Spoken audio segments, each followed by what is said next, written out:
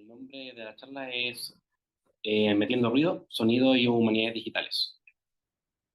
James es el investigador del Centro de Investigación y Comunicación de Literatura y Observación Social de la Universidad de Diego Portales. Es doctor en Literatura y Culturas Latinoamericanas e Ibéricas de la Universidad de Texas en Austin.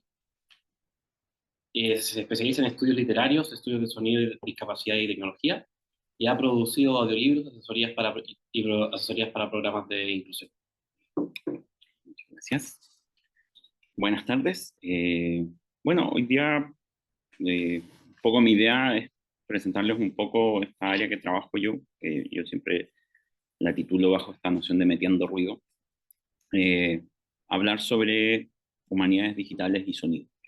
Quizás no necesariamente un área poco trabajada, pero sí un área que se ve harto menos que creo que las visualizaciones, que es como la pureza de las humanidades digitales. Entonces, hoy día vamos a cubrir hartas cosas, voy a intentar cubrir hartas cosas, voy a intentar mostrarles un panorama de algunas ideas, algunos proyectos. Eh, y aunque ya me presentaron, de todas formas, quiero dejar algunos datos ahí, ¿cierto? Soy un académico con discapacidad. Yo trabajo desde esa perspectiva, para mí es súper importante y es central dentro de mi trabajo entenderme desde la discapacidad y entender también mi trabajo académico desde esa discapacidad. Eh, por eso también, siendo doctor en literatura y especializado en literatura, soy especializado en literatura en soporte sonoro. Mi discapacidad es una discapacidad visual, trabajo soporte sonoro porque descubrí que me era la única forma de pensar en otras profundidades de la literatura. ¿Ya? Ya, partiendo por qué son los estudios de sonido, porque creo es un campo que no se está trabajando tanto en Chile y quiero conectarlo de ahí hacia el campo de las humanidades digitales, ¿cierto? Los estudios de sonido técnicamente no son una disciplina, sino que son un campo de estudio. ¿Cuál es su gran diferencia? Es que es interdisciplinario, ¿cierto? Para estudiar estudios de sonido tú necesitas herramientas de múltiples áreas. Tienes que aprender desde, no sé, depende en verdad de lo que quieras hacer, pero puedes estudiar desde, como yo, que tengo formación de literatura, ¿cierto? Análisis literario, y luego meterte en, no sé, trabajos fonéticos, trabajos de reproducción sonora, de grabación sonora. Yo he tenido que utilizar herramientas desde la historia, he tenido que utilizar herramientas desde la música, desde la etnomusicología, desde diferentes campos. Pero principalmente son estudios que parten o terminan en el sonido. O sea, nuestro objeto puede ser sonoro o nuestra disciplina en sí, o sea, lo que vamos a intentar sacar, ¿cierto? El producto final también puede ser sonoro y aún así estamos trabajando en estudios de sonido. Trabajamos, en general los estudios de sonido son de alta raigambre humanista, en el sentido de que nos basamos en la idea de que sonido, en la definición que en general utilizamos en estudios de sonido o sound studies, tiene una fuerza humanista porque entendemos el sonido como aquella onda de presión, bla, bla, bla, podemos hacer la definición técnica, ¿cierto? Pero lo importante es la última parte de esa definición, que es que sea captable por el oído humano. Nosotros trabajamos desde esta perspectiva, ¿cierto? Y es un trabajo en general transacadémico, en el sentido de que no solo intentamos abordar múltiples disciplinas, sino que por lo general es un trabajo que intenta salirse del discurso académico tradicional. No en el sentido así como de vamos a revolucionar la academia, sino en el sentido de que la mayoría de nuestros productos son sonoros y la producción académica es altamente escritural y visual. Entonces, generalmente quedamos fuera. Yo intento presentar de repente un paper y necesito que el paper suene. La mayoría de los journals no tienen esas utilidades para decirme así como, ok, no, pero ponle un codiguito y que haga un link. No, necesito que el paper suene. Difícil. Entonces, desde aquí, desde los estudios de sonido, nos vamos a mover, ¿cierto?, hacia el problema de la tecnología y luego a las humanidades digitales. A ver, el tema de la tecnología y el sonido es central, ¿cierto? El sonido se entiende desde la tecnología en gran parte, hoy en día sobre todo. Yo hablo en general de que tenemos tres momentos importantísimos en cuanto a nuestra relación como humanos y como académicos con el sonido. La primera de ellas es la visualización sonora, y sí, la pongo en primer eje porque fue lo primero que se hizo. Lo primero que se hizo fue visualizar las ondas sonoras. ¿Cómo se hace eso? Se pone hollín sobre un pedazo de vidrio, se pone una pajita y tú haces vibrar la pajita gritándole a la pajita. Ok, eso es visualización de una onda sonora. Y fue lo primero que se hizo. Las primeras investigaciones en torno a la voz humana se hicieron así. Se intentó representar y luego se intentó decodificar esas vibraciones, así como interpretativamente. Nunca funcionó, porque el surco que hace la pajita no tiene nada que ver, excepto con la vibración sonora, y además eh, había muchas cosas en juego. Luego viene la grabación sonora, ¿cierto? Poder grabar sonido. Acá estamos hablando de finales del siglo XIX, estamos hablando de gente precursora a Edison, y luego finalmente Edison, ¿cierto? Que fue el grande que metió ahí, perdón, Graham Bell que metió ahí la gran formación de grabación de sonido. Y posterior a eso, la reproducción sonora. Porque sí, durante mucho tiempo fue posible grabar voces humanas sin poder volver a escuchar. Todavía existen muchos de las primeras grabaciones de voces humanas que en el momento en que se hicieron nadie tenía idea si estaban funcionando. Lo que se sabía era teórico. Aquí tenemos un cilindro de cera y ese cilindro de cera tiene las marcas claras de que grabamos. Sabemos que grabamos, no tenemos idea. Si se nos llegan a confundir las etiquetas, la metadata o todas esas variantes que como personas que hemos trabajado en archivos sabemos que sucede, bueno, quedaron perdidas para siempre. Y sucede. Y finalmente la reproducción sonora, que es la tecnología que nos permitió de alguna u otra forma crear este campo. Estudiar sonido requiere de la grabación sonora. ¿Y qué pasa cuando nos movemos a lo digital? Y acá es un poco, yo siempre me interesa que partamos de esa pregunta, que ¿cuál es el gran cambio que sucede cuando yo me muevo desde lo análogo a lo digital? En sonido es sumamente importante, ¿por qué? Porque el sonido tiene una característica central y es que esto, según teóricos fenomenólogos del sonido, ¿cierto? Como Donaire, la idea es que el sonido tiene una carga mayor dentro de la temporalidad que de la espacialidad. Entonces, mientras las cosas visuales tienden a tener una carga mayor en la espacialidad que en la temporalidad, el sonido no. ¿Y qué implica eso? Implica que, por ejemplo, si ustedes quieren grabar sonido o si ustedes quieren trabajar con sonido, el sonido no se detiene. El sonido no se pausa. A diferencia, por ejemplo, de una imagen en una película. El ejemplo más fácil es que ustedes ponen una película, la están viendo, le ponen pausa, o hay una imagen que todavía está permanente ahí, ¿cierto? El fotograma existe, el fotograma detenido está, ¿cierto? Y ustedes pueden observarlo. El sonido ya no. En el momento en que ustedes detienen el sonido, o sea, el tiempo, perdón, en el momento en que ustedes le ponen pausa y detienen el tiempo, el sonido deja de existir. No queda una nota permanente, ¿cierto? Esa es la diferencia entre la visualidad y lo sonoro. ¿Y qué pasa con eso? Implica que, por ejemplo, si ustedes trabajan con sonido, ustedes trabajan en tiempo real. Si ustedes quieren trabajar 90 horas de grabaciones, van a tener que escuchar 90 horas de grabación. Tienen que dedicarle 90 horas de su tiempo.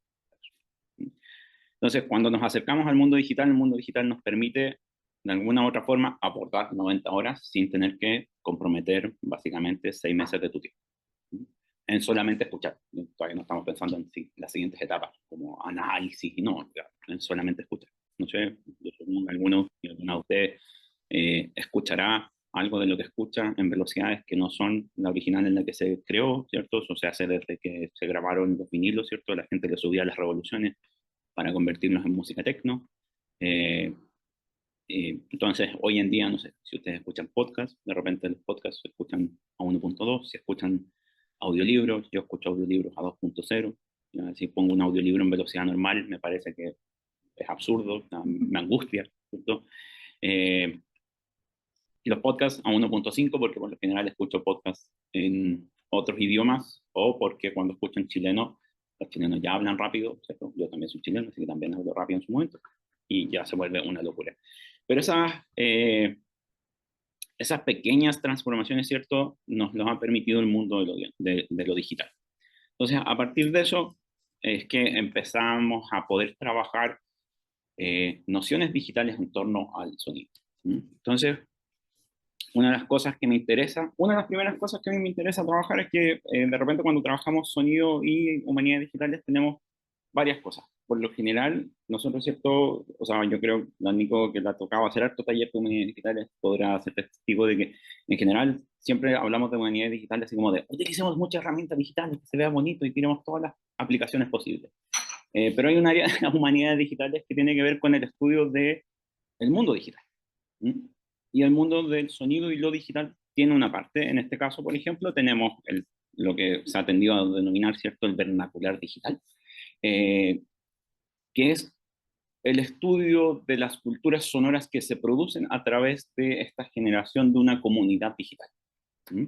Entonces, pueden ser cosas súper obvias como bailecitos de TikTok, ¿cierto? O cosas que tienen que ver específicamente con cómo construimos significado a través del sonido. Y ahí tenemos, yo les puse algunos ejemplos, ¿cierto?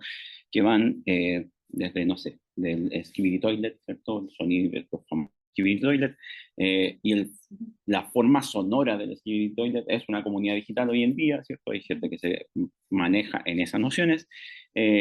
Los gatitos tristes que dicen miau, miau, miau, miau, ¿cierto? Absolutamente parte de una comunidad digital. ¿Por qué? Porque no es solamente un video de un gatito triste, sino que si yo escribo miau, miau, miau, miau, saben que estoy haciendo el gesto de que darle un tono triste a algo, ¿cierto? Estoy convirtiendo finalmente sonidos en formas lingüísticas específicas de una comunidad, en este caso una comunidad digital, que es una comunidad que traspasa fronteras lingüísticas. Los Skibidi Toilet, sí, originalmente son en inglés, pero hoy en día son parte también de la raigambre, ¿cierto?, digital en español, ¿cierto?, aquí en Chile, por ejemplo. No es cosa de que vayan a trabajar alguna vez a un colegio y se van a dar cuenta que los cabros también hablan en escribir. Lo mismo con el gatito miau, miau, miau, miau, los fantasmas, ¿cierto?, que tienen su propia canción, ahora que estamos en Halloween, ¿cierto?, y cosas por el estilo. Entonces, esto es una etapa que no es la etapa que yo trabajo, ¿cierto? Pero es una parte que me interesa particularmente que quede claro. O sea, las humanidades digitales también estudian el mundo digital y cómo funciona esa humanidad digital, ¿cierto? Nosotros en la digitalidad. Así que, en este caso, como les digo, desde el sonido podemos estudiar esto que le llamamos vernacular digital. Ya.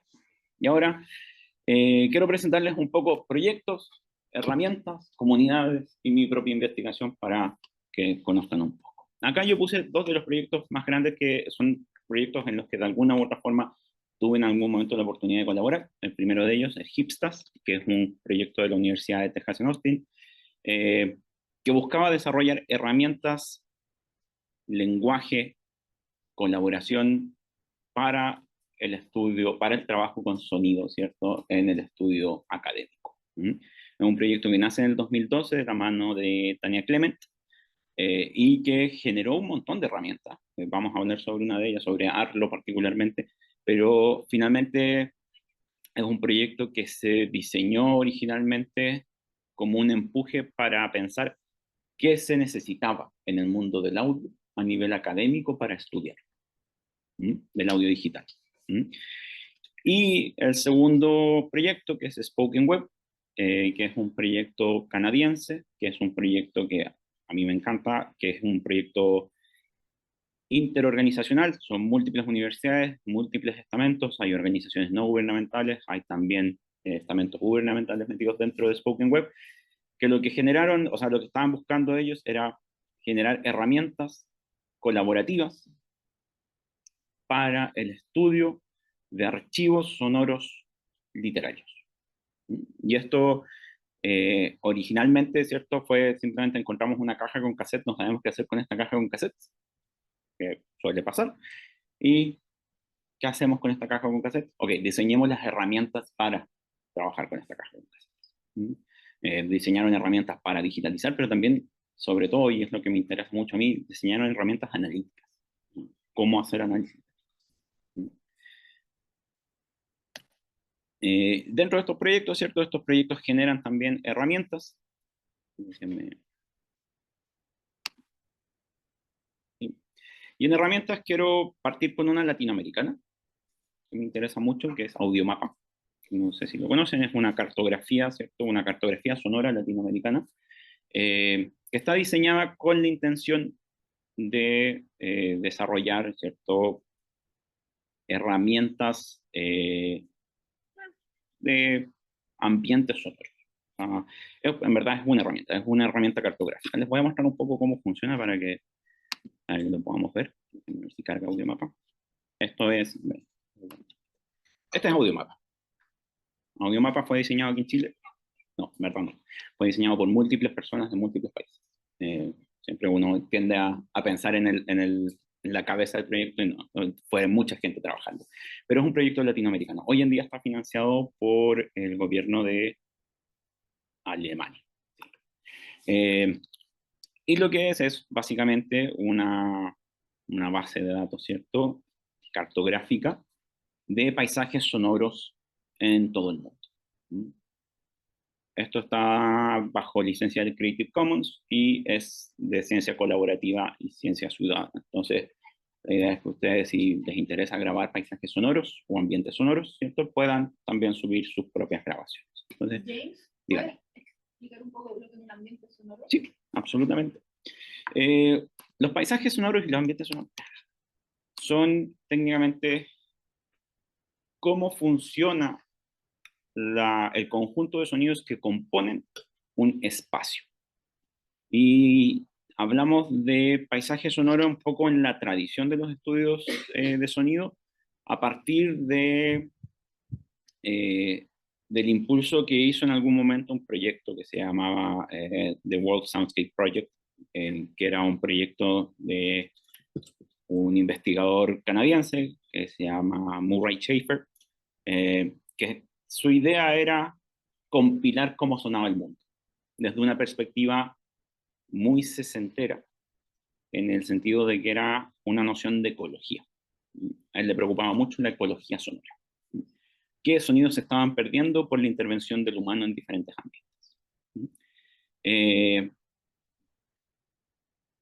Tiene todas las críticas que uno puede darle a un proyecto sesentero hippie, por ejemplo, que era altamente colonialista, ¿cierto? Le encantaba ir a lugares a decirle a la gente cómo tenían que conservar los sonidos de su comunidad, con las herramientas que él traía, con los estándares que él traía y las cosas que él creía que eran importantes grabar de esa comunidad, ¿cierto? Entonces, había harto de eso. Y obviamente, como todo buen proyecto de los 60, tenía un poco esa carga de tenemos buena voluntad, pero no tenemos las mejores objetivos. Entonces, la idea es, los espacios y los lugares tienen un perfil sonoro. Y ese perfil sonoro, ¿cierto?, está compuesto de humanos, naturaleza, y también, o sea, si lo ponemos en términos como técnicos de antropofonía, biofonía y geofonía, ¿no? Sonidos producidos por lo humano, sonidos producidos por animales y plantas, y sonidos producidos por la Tierra. Nuevamente, en los 60. ¿Bien? Entonces, por ejemplo, acá, no sé si ustedes reconocen qué es eso. Es difícil reconocerlo porque tenían que conocer como el mapa satelital de Santiago de Chile. Es la Vega Central, exactamente. Entonces, déjenme ver si voy a tener que apagar el micrófono, eso sí, porque...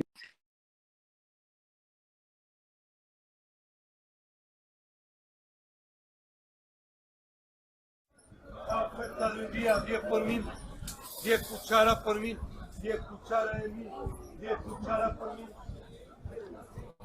La oferta de un día, 10 por 1000, para regalo, 10 por 1000.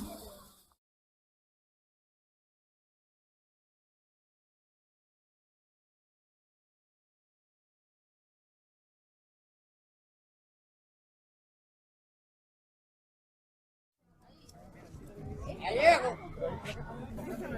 Gallego. Granado, de granado. Un kilo, medio kilo, 2 kilos, no cuánto, diga nomás. Gallego, hay aquí. Mira, aquí no. Aquí nomás. ¿Cuánto vale?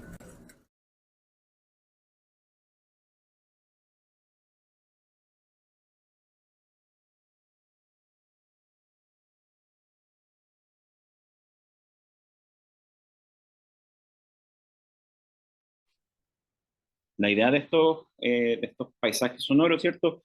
Un poco es que te dan perfiles de cómo funciona el mundo en su totalidad. O sea, te dan perspectivas de qué sonidos están componiendo ciertos lugares, qué sonidos tú puedes escuchar permanentemente. Entonces, hay mucho trabajo que se hace específicamente en esta área. Entonces, mapasonoro.org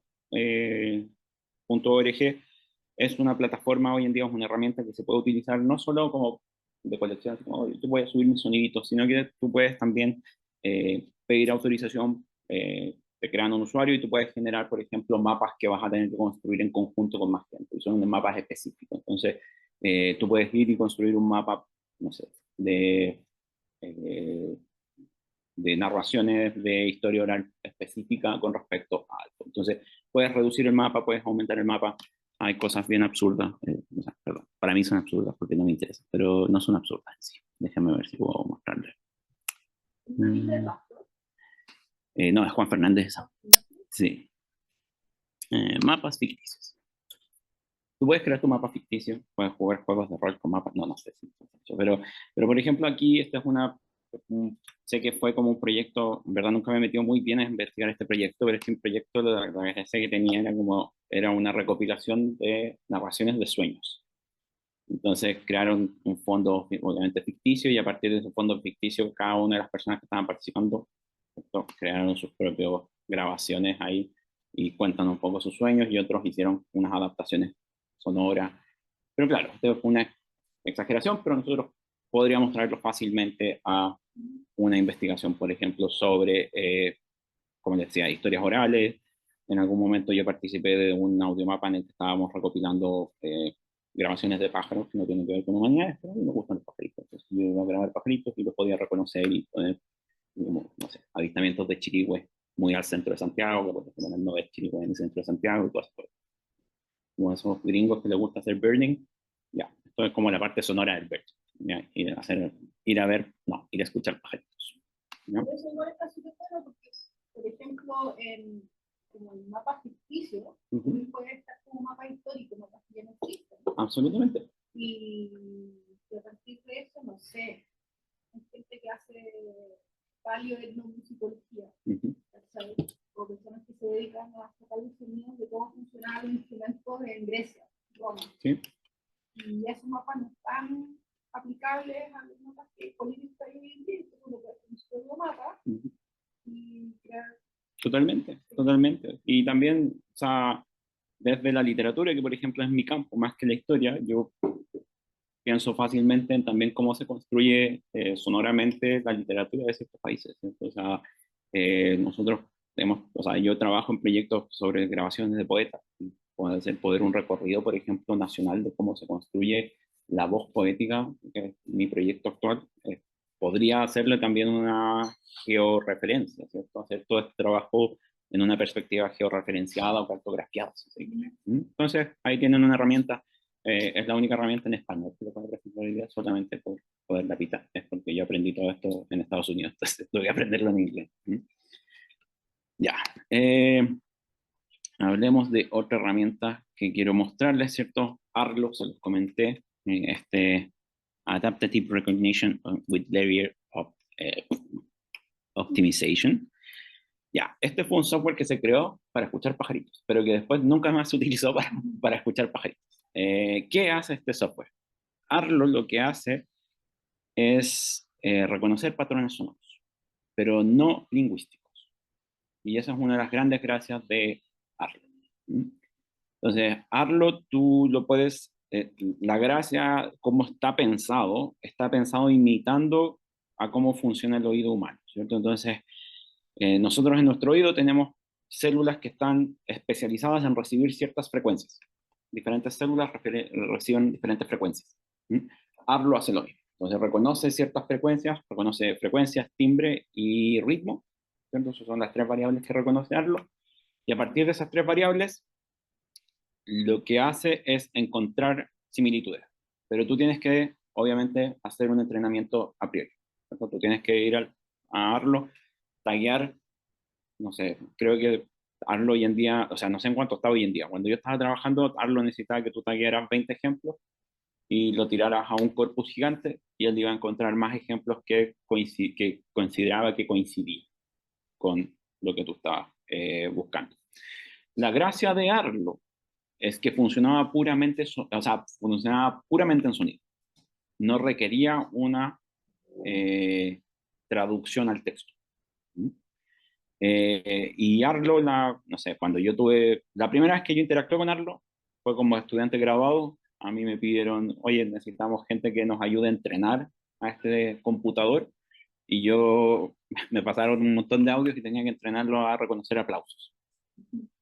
Ese fue mi gran pega, fue entrenarlo a reconocer aplausos. Entonces yo escuchaba audios, encontraba un aplauso, tagueado, ¿cierto? Tagueo, le pongo su etiquetita, esto es un aplauso. Vamos al siguiente, esto es un aplauso. Pero obviamente yo estaba haciendo el entrenamiento, o sea, no estaba yo, éramos un grupo gigante de gente, estábamos entrenando al computador originalmente, entonces yo no entrené, yo no tagué 20 aplausos. Yo debo haber tagueado fácilmente unos 150 aplausos en horas y horas y horas de audio. Poco para que Arlo pudiese reconocer diferentes tipos de aplausos, ¿cierto? Entonces, después Arlo, por lo que tengo entendido, era capaz de reconocer aplausos de fin de un evento versus aplausos como de intermedio de un evento, porque suelen tener diferente intensidad o diferente ritmo. Entonces, Arlo es parte del proyecto Hipstas.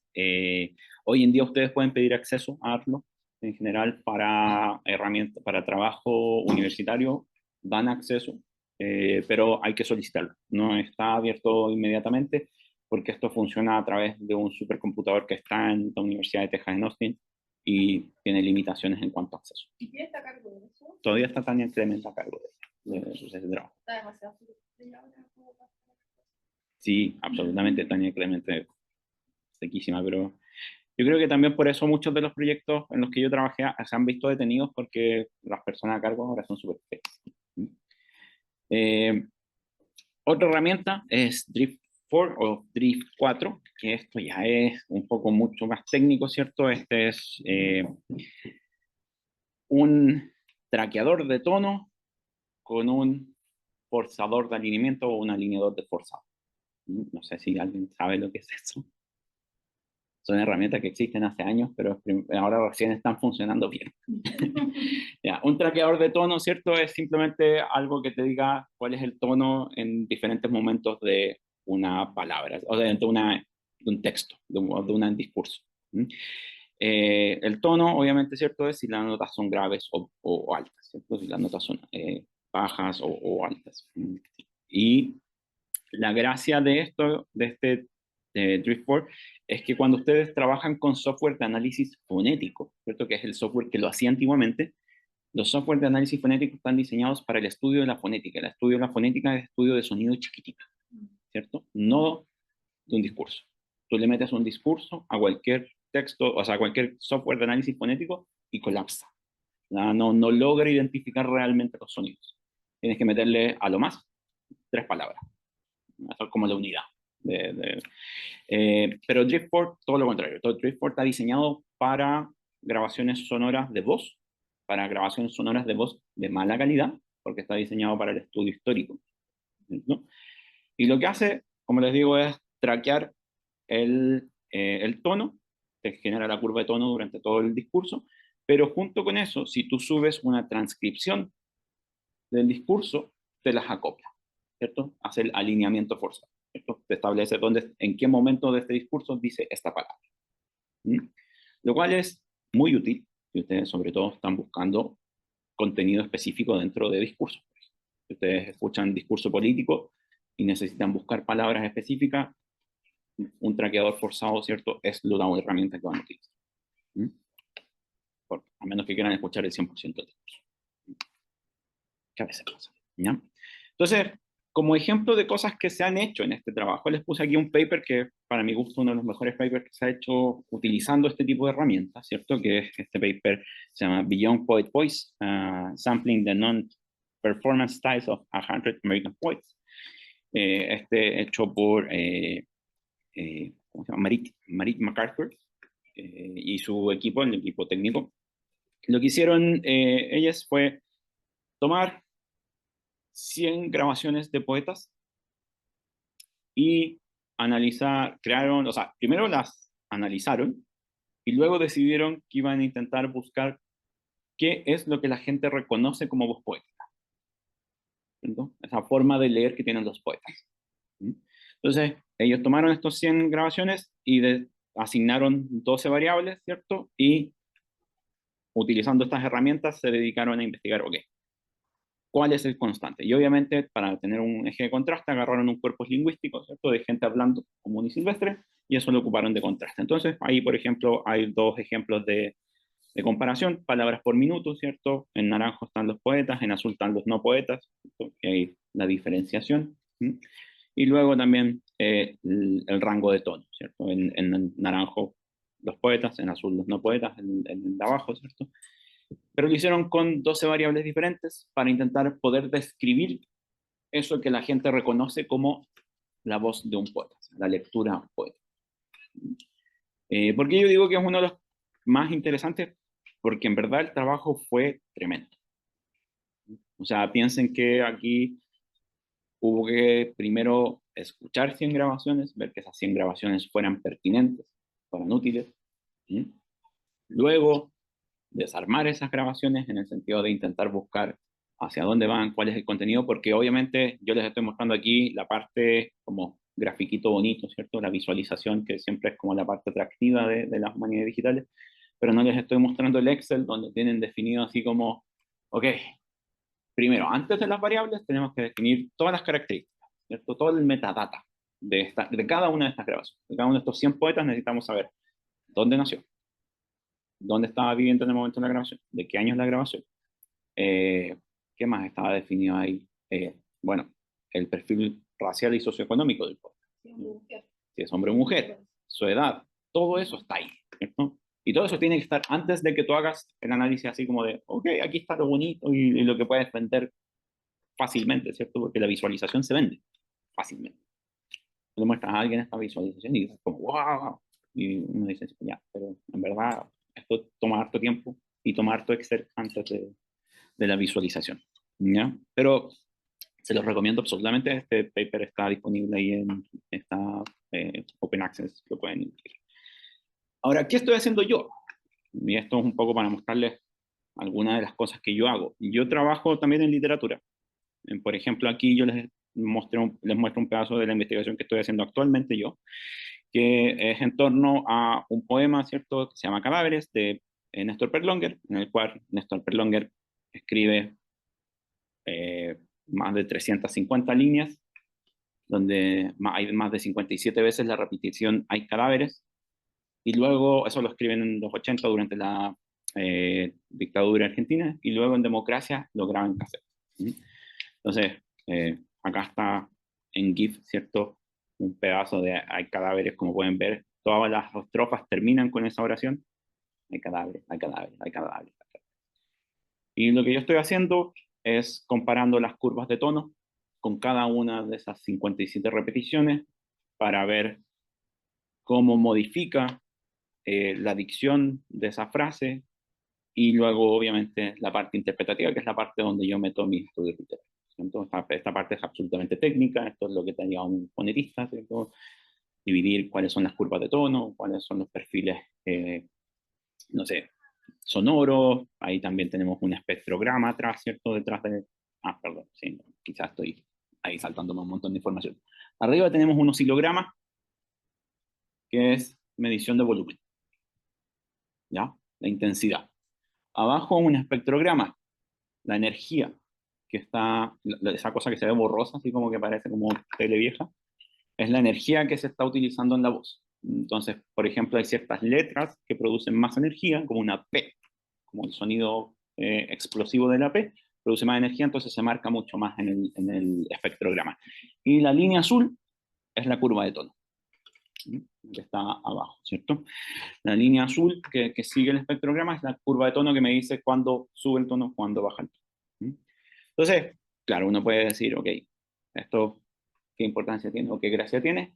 Bueno, ahí es donde yo, como estudioso de literatura, hago la interpretación. Entonces yo, mi teoría o mi hipótesis en esto es que la propuesta visual, ¿cierto?, al repetir "hay cadáveres" en un formato alfabético, ¿cierto?, permite que uno con el ojo se salte ese final de "hay cadáveres". pero cuando Perlonger tiene que leerlo en voz alta, él no hace dos frases iguales.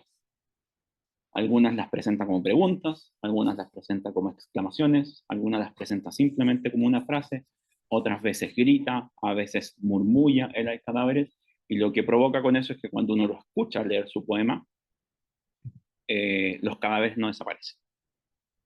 Esa idea del cadáver en democracia se vuelve mucho más exigente que esté presente, que tenga una individualidad, una particularidad única. ¿Mm? Y Perlonger lo hace a través de eso. Esa es mi interpretación. Si no les gusta, no me importa. Pero es parte de mi trabajo. Ahí yo cambio al mundo el mundo de lo literario. ¿Mm? Y lo otro que estoy haciendo actualmente, y que es mi empeño como general, es un poco tomar el modelo de Spoken Web con la intención de generar una red de colaboración multiinstitucional en torno a estudios de archivos sonoros, y particularmente de literatura en soporte sonoro, que es lo que me gusta a mí. Así que ahí le estoy rezando a San Fondesit, a ver si sale el Fondesit el próximo año, para empezar a empujar este proyecto con la intención de colaborar con múltiples instituciones en la formación de una red de gente que trabaje esto. Hay 3 archivos ahí que tengo interés inicial, me interesaría que fuesen mucho más y que pudiésemos conectar múltiples instituciones. Hay uno aquí en la Universidad Católica, que estuvo en la Facultad de Artes y hoy en día no tengo claro dónde está. Está también el archivo, ¿cierto?, de la palabra, de la Biblioteca Nacional, y el archivo, ¿cómo se llama? No me acuerdo, pero el archivo, hay un archivo en la Chile también que cambió de nombre 3 veces, entonces por eso no me acuerdo cómo se llama actualmente, y que tampoco tengo claro dónde está. Sé que está en alguna parte del archivo central Andrés Bello, pero el archivo central Andrés Bello es básicamente un laberinto, entonces volver a encontrarlo requiere de alguien que ya esté allá. Por eso mi idea también es como, es un trabajo que sea entre múltiples instituciones y no sea así como, oye, ¿puedo ir a jugar con su archivo? Porque no lo voy a poder hacer, no va a volver mono antes de poder sacar un resultado. Y un poco apunto con esto también a esta noción de comunidades que para mí son sumamente importantes. Creo que dentro de este tipo de trabajo, sobre todo cuando estamos hablando de archivos sonoros, es importante trabajar en nociones de comunidades como fue Spoken Web. El proyecto Spoken Web sigue andando, es una comunidad gigante. Y como es Sounding Out, que es un proyecto hoy día online, y yo les diría que es el proyecto donde están haciéndose las cosas más novedosas en torno a estudios de sonido, pero no está afiliado a nada. Es en sí un espacio online donde la gente puede presentar sus ideas en torno a sonido y en torno a estudios sonoros. Y de donde han salido, yo les diría, los proyectos más interesantes. Hay unos proyectos ahí, recuerdo perfectamente un proyecto que hablaba sobre la racialización de la voz en la ópera, por ejemplo. Entonces trabajaba en torno a grabaciones de Otelo y cómo Otelo se representaba como el personaje, cierto, moro, que es Otelo, en la representación de la ópera, cómo se representaba ese ser moro en lo sonoro de la ópera, y luego cómo eso se conflictuaba cuando empezaron a entrar cantantes afrodescendientes en las óperas estadounidenses. Entonces, cosas de ese estilo están funcionando, pero están funcionando en conceptos que no están cerrados en la exclusividad de una institución, sino en estas comunidades digitales. Entonces, un poco a eso quería siempre dejar esa nota que me parece súper importante del trabajo digital. El trabajo digital requiere el trabajo en comunidad. Esto no es difícil hacer trabajo digital solo. No lo recomiendo. Pero con eso, no sé, ahora no sé si hay preguntas, dudas, galletas, lo que quieran ustedes, ahí estoy para contestarles. Si alguien le interesa el tema y quiere trabajarlo, me puede contactar, les dejo mi correo. Eso. Gracias, James.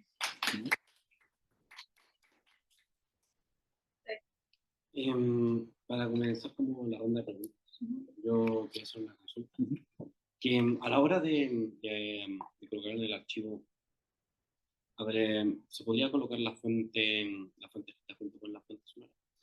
Por lo que me llamó la atención, por ejemplo, lo del poema, de que uno puede como experimentarlo de dos formas diferentes dependiendo, bueno, obviamente dos formas diferentes, pero lo que puedo sacar una conclusión diferente pues dependiendo de tu diferente revisión. O sea, sí y no, porque archivísticamente son vehículos diferentes. Entonces, técnicamente, y ahí es uno de los grandes problemas que yo te diría que nos vamos a encontrar o que se van a encontrar en general en esto, es que la archivística sonora, la archivística de sonido, nunca ha estado en manos de equipos multidisciplinarios. Ha estado en manos de equipos de músicos. Y los músicos son excelentes músicos, pero a veces son muy malos archivistas. ¿Mm? Entonces, ¿qué pasa? Que, por ejemplo, el archivo de la palabra, el más grande que hay en Chile de grabaciones literarias, incluso que de grabaciones políticas, que es de la Biblioteca Nacional, tuvo el gran problema de que nadie lo quería originalmente. O sea, lo creó Scarpa cuando estuvo de director de la Biblioteca Nacional. Lo creó imitando el modelo estadounidense, ¿cierto?, de la Biblioteca del Congreso de los Estados Unidos, pero cuando sacaron a Scarpa, empezaron a chutearse el archivo entre todos, así como, no, pero esto es grabación sonora, así que pásenselo a música. Y música así como, no, pero esto no es música, o sea, hay gente hablando. Aquí hay discursos de políticos. ¿Qué me interesa a mí esto? Esto no es para nosotros, pásenlo al archivo del escritor. Y como el archivo del escritor dijo, oye, aquí estos no son autores, no son políticos. Y en verdad habían poetas, autores, científicos, pero eran grabaciones de voz. ¿Y qué pasa? Que finalmente, cuando tú piensas en archivo en general, el archivo en Chile está muy relacionado con la biblioteca, y la biblioteca está muy relacionada con los libros. Entonces, ¿qué pasa? Que los métodos para archivar las dos cosas no coinciden, o no logran tocarse. ¿Mm? Entonces, no sé si podrías realmente ponerlos en cercanía como original, sí con transcripción, sí, ahí con transcripción podría ser. Pero, por ejemplo, en mi caso, lo de Perlonger, es difícil, por ejemplo, que en un mismo espacio tú puedas encontrar el libro Alambres, que fue donde se publicó ese poema originalmente, y el cassette. Porque técnicamente no coinciden ni en época, no tienen los mismos contenidos, no tienen el mismo formato, y hoy en día no son como simultáneamente accesibles. Entonces yo creo que ahí es donde está el problema, ¿cierto? O sea, ¿cómo lo codificamos? Los libros van a estar por duodecimal, ¿cierto? Conectados en cierto librero y todo, pero ¿qué hacemos con esto? Pero creo que por la transcripción podría darse. O sea, hay algunas, sé que hay algunos lugares donde dentro del metadato de algunos archivos sonoros meten la transcripción. Ahora es como harta información de repente, entonces es muy difícil meterlo. Te queda un metadato demasiado grande y nadie lo va a leer. Y después se te convierte también en un cacho, porque es como tenéis que almacenar los metadatos gigantes y los servidores no están diseñados, los servidores de metadatos no están diseñados para datos tan grandes. Me subo un poco porque me duele justo con metadatos. ¿Ya? Yo soy de historia y he visto como que relativamente es común más ahora, porque a mí es historia oral. Mucho trabajo con grabaciones y entrevistas. Y a veces quedan como trabajos de alumnos que hacen la grabación y queda solo como el registro. Y pasa, por ejemplo, que ahora yo voy al depósito y encuentro cajas y cajas con cassette con entrevistas. Entonces creo que cuando tú cuentas solo el cassette, a veces incluso el único contexto que tú tienes es tal vez el nombre de la persona escrito en la cajita. Y estaba pensando así como a modo de buena práctica. ¿Qué tipo como de metadato podría decirle yo a un alumno que me pidiera como quiero hacer una historia oral? ¿Qué sería bueno como tomar en cuenta cuando empiezo a hacer grabaciones de entrevistas? Porque pasa el problema de si empiezo a ver como todo lo que podría hacerse, terminas con cosas intrabajables. Sí, no, en general yo te diría que el metadato básico es, bueno, el metadato básico que tendría cualquier cosa, ¿cierto? Como el Dublín Core. Claro. Necesitas fecha de grabación, sí o sí. Necesitas lugar de grabación, sí o sí. ¿Cierto? ¿Dónde se está grabando? ¿Cuándo se está grabando? Y un título que entienda esto, que no necesariamente es entrevista para, porque muchas veces son proyectos de más grandes, ¿cierto? O sea, necesito saber, ok, esto es entrevista con la señora, no sé, la señora Florinda tanto. Ok, pero ¿cuál es el contexto de eso? Esto es parte de un proyecto de historia oral para tal cosa, eso tiene que ir. Y por lo general, lo que se está proponiendo hoy en día es que ese metadato esté obviamente en un formato alfabético visual acompañando el cassette, pero también esté incorporado en audio dentro del cassette inmediatamente, o sea, sea lo primero a lo que tú entres. Tú entres y te diga al tiro inmediatamente lugar de grabación, todo el metadato esté leído. ¿Por qué? Porque finalmente va a marcar también la grabación, o sea, alguien que se encuentre el cassette, o cuando se separen esos cassettes de sus cajas, ¿qué va a pasar? Pueda volver, que es uno de los grandes dramas, o sea, que eso necesita volver en algún momento, ¿cierto? Y bueno, siempre también dentro del metadato, yo te diría más del metadato que va a acompañar a la cosa que del metadato que vas a grabar. Una cosa súper importante es el formato de grabación. El formato de grabación tiene que estar en el metadato, sí o sí. ¿Por qué? Porque es importante en cómo se está grabando. O sea, el hecho de que yo tengo ahora una grabadora digital y yo sé exactamente en qué formato está grabando mi grabadora digital en este momento, para mí es importante. Pero, por ejemplo, me ha pasado que yo tengo que ir a revisar algunas grabaciones y me dicen, mira, aquí está el original, y me pasan no sé, un CD. Yo lo escucho y digo, espérate, este audio es del 60.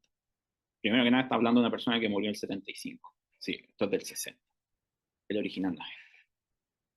¿Dónde está el original? ¿Qué es el original? Y claro, en general esa información no está. Entonces hoy en día es importante también poner eso, o sea, cuál es el original, de dónde se, o sea, ¿Es esto una copia o no? claro, ¿es esto una copia o no? Y también de repente, o sea, es simplemente por saber, ok, hay originales que se perdieron para siempre. Y pasa, o sea, yo te diría, gran parte de lo que fue el archivo original de la Biblioteca Nacional, que eran cintas, murieron, porque requerían un almacenamiento que la Biblioteca Nacional no tenía capacidad de almacenar, o sea, se deterioraron, se humedecieron, se asolearon. No tengo idea cómo algo se asolea dentro de la Biblioteca Nacional, pero sí hubo unas cintas que se asolearon y fue como, ok, murieron. No son reproducibles, alguien las vio mal y también las botó. A veces esas decisiones se toman así como, oye, esto quedó todo arrugado, la basurita. Entonces, también saber cuándo estás trabajando con copia y cuándo no. ¿Valida en algo eso tu trabajo? Así como trabajar con original es mejor. No, no, pero de repente es útil. Sobre todo, eh, yo recuerdo un caso que es la grabación de Gabriela Mistral. Gabriela Mistral grabó sus poemas en la Biblioteca del Congreso de los Estados Unidos. Y tú vas sí, a mí me tocó antes, ahora ya está pública y abierta y la pueden acceder, pero cuando yo estaba haciendo mi investigación todavía no estaba pública. Y la fui a acceder a la Biblioteca del Congreso de los Estados Unidos y saqué todo el metadato ahí, excelente, así como registrado exactamente en qué sala, o sea, era un detalle, pero absurdo. Y después vine a buscar una segunda grabación que supuestamente está en la biblioteca de la Universidad de Chile, en el Archivo Central de Andrés Bello. Logré dar con ella, me puse a escucharla y era la misma grabación. Y los metadatos no coincidían.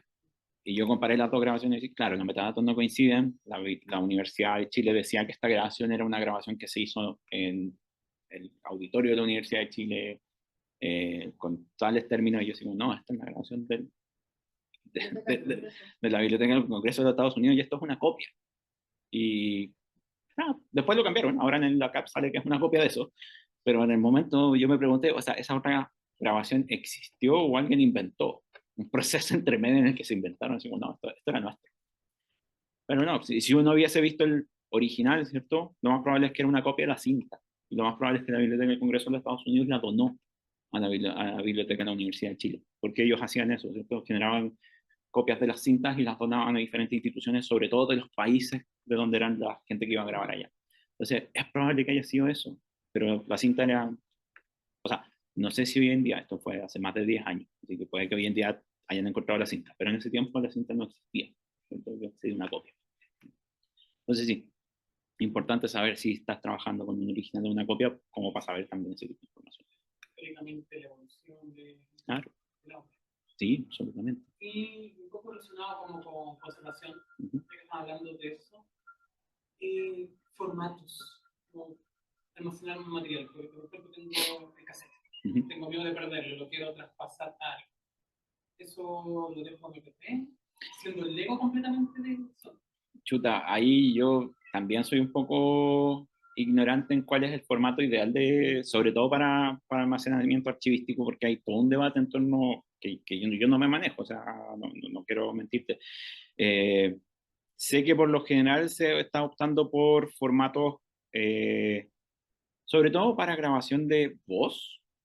O sea, si son grabaciones de voz, en verdad no sacas nada con hacer estos formatos lossless, ¿cierto? Sin pérdida, flags, súper interesantes, porque en verdad la calidad de las grabaciones de voz en general son malas. Entonces no sacáis nada. O sea, que vaya a grabar todo el ruido, o sea, como voy a conservar todo el ruido que metió simplemente el implemento de grabación. Es una duda que me sale, porque por ejemplo yo trabajo más con papel. Entonces como que no está bien visto de alguna forma que yo haga modificaciones Sí. a. No, Entonces eso no sé si estará apropiado, estoy dando una grabación, si está limpio de alguna forma. o sea, lo ideal es que no la limpies, pero tampoco que te preocupes por hacer una conservación que va a entregar información que no es necesaria. O sea, porque, por ejemplo, el ruido de la aguja sobre un vinilo es técnicamente la máquina que lo está reproduciendo, no es el vinilo en sí. Entonces, que tú me digas así como, no sé, este es famoso, hay vinilos hoy en día, los vinilos modernos, ¿cierto? Las agujas de vinilo de hoy en día no meten ese ruido. Y lo que están haciendo muchas compañías que hacen la prensa de vinilo es que dentro de la grabación meten una pista de ruido para que te dé ese símil y esa sensación. Pero es como, ¿por qué estás conservando algo que no existe? O sea, técnicamente es como estás conservando algo que en verdad no estaba ahí, simplemente tú lo escuchaste. Entonces, si alguno de ustedes, bueno, ahorita ha tocado escuchar cassettes, probablemente de estos cassettes, o sea, una casetera mete en el ruido, muchísimo ruido. O sea, y si están hablando bajito, tú escuchas más los engranajes de la casetera rodando que lo que están hablando. Aparte, como por eso va la duda, porque a veces de verdad hay que hacer como un esfuerzo por ver la voz, que Sí. es como el objeto de la entrevista, pero yo tengo reticencia de otro lado de no toques no, claro, sí. el material. Igual, lo ideal sería pasarlo sin tocarlo mucho y que la persona que lo va a trabajar puede limpiarlo, ¿cierto? O sea, las limpiezas a posteriori no cuestan tanto si en verdad se guardan una buena calidad. Entonces yo apostaría por eso. Pero como te digo, no me manejo así como particularmente. Yo juego con grabaciones de gente que ya hizo las grabaciones y si están horribles, no, hay que jugar con la grabación horrible, ¿no? Sí, es más o menos lo que se hace cuando el debate está muy similar a lo que pasa con las imágenes. En mi historia, cuando tú vas al, no sé, quieres digitalizar algo, entonces puedes digitalizarla así como 4K, 600 dpi, o digitalizar en 75 o 150, pero que te quepa todo en un disco duro. Porque al final el problema no es tanto como la digitalización en sí, sino que cuánto tiempo vas a gastar digitalizando, que obviamente 150 es diferente a 600, y cuántos pasos tú tienes para guardar. Al final es sí, totalmente. Sí, finalmente también se convierte en eso, en verdad. Es como, o sea, yo me acuerdo, absolutamente, o sea, yo me acuerdo cuando yo tuve que ir a hacer la investigación a la Biblioteca del Congreso de los Estados Unidos,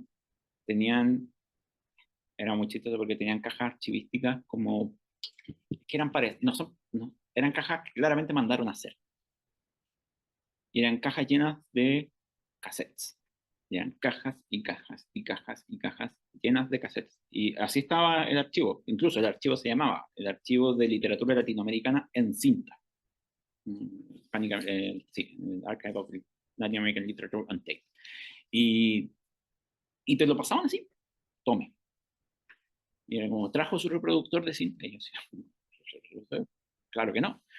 Aparte trajo su Walkman y yo así como, bueno, no, y me dice, ya, te prestamos uno, y me pasan uno que claramente lo tienen ahí desde la misma época que tenían las cintas, y yo así como, ok, esto, no sé, me da como susto tocarlo porque se va a romper el tocacintas, pero o sea, de repente había que hacerlo, pero yo decía, ok, claro, almacenaron todas esas cuestiones, y yo decía, ¿dónde tienen metido esto? Porque aparte necesitas el recinto donde estén con temperatura controlada, con humedad controlada, con todo lo que requiere eso, que más encima no son las mismas características que necesitas para la conservación de papel. Entonces era como, tienen una parte especial donde tienen los cassettes, diferente a la parte donde tienen los papeles, Y claro, la Biblioteca del Congreso de los Estados Unidos básicamente tiene recursos que para nosotros hoy en día parecen ilimitados, ¿cierto? O sea, tienen una cantidad de plata absurda, tienen túneles por abajo de la biblioteca que conectan un edificio de la biblioteca con el otro, y andan en auto por debajo de la biblioteca, y yo decía así como, ok, acá entiendo que funcione, pero entiendo perfectamente también de que, no sé, el Archivo Central de Andrés Bello, ¿qué le voy a pedir que tenga un espacio así como, necesitamos una sala específica para guardar estos cassettes? Amigo, no tienen plata para mantener los baños limpios. ¿Qué podemos hacer?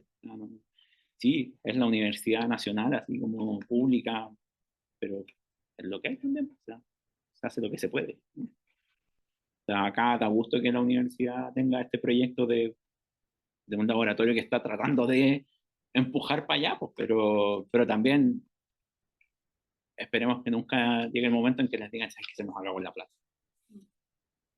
Y así como, ok, ¿y ahora qué hacemos con los papeles? Digo, a triturar. No, el gran drama de esto.